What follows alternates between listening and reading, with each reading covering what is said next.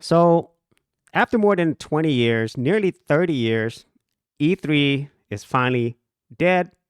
R.I.P. It is game over. And this is actually something that I think a lot of people expected to happen because for many years now, E3 or Electronic Expo has been on a decline. And I would say this is something that is bittersweet for somebody like myself who remembers whenever E3 was pretty much the event for video gamers. And this started back in 1995. So, quite a while ago, like I said, nearly 30 years, so 28 years since 1995.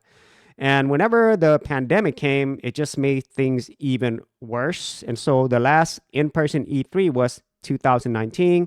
2020 was canceled. 2021 was canceled 2022. And then finally, 2023 was canceled. And that was the final nail in the coffin. And this is an event that I think for anybody who was around since the beginning, it was really super exciting. You know, a lot of the best games, biggest game manufacturers, developers, everything. This was so super exciting.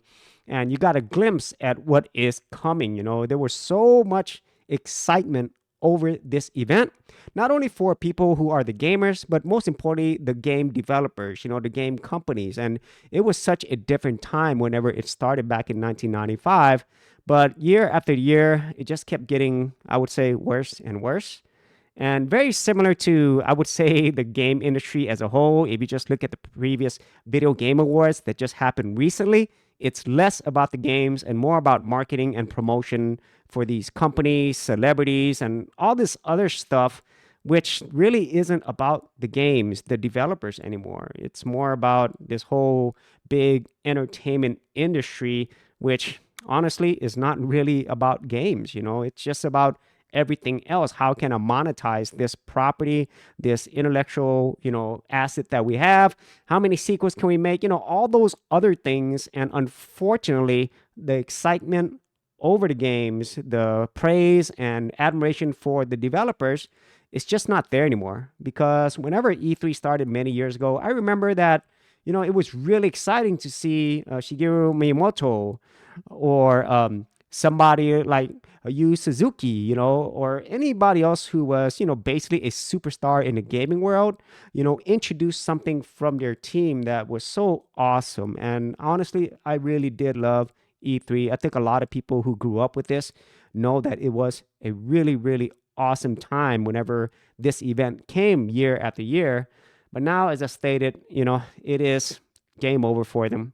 And honestly, I think this might be a good thing, instead of like constantly bringing out something that really doesn't have that level of excitement and wonder that it used to have. And so that is my, unfortunately, bittersweet memory of E3. It is gone, but I would say for anybody who remembers, it is not forgotten. So if you actually had any thoughts on this, be sure to leave it in the comments area below, and I'll see you on another episode. Hey geeks, if you are a brand new creator and you simply want something easy to get you started, well, I got something for you with my Creator Starter Kit. This is a super simple step-by-step guide that's going to take you from having no channel to developing your very first YouTube channel, along with ideas, thumbnail designs, and other creator tips, including marketing. And the best part is, all of this is free. Simply head over to the link below, check out my page, and get started creating.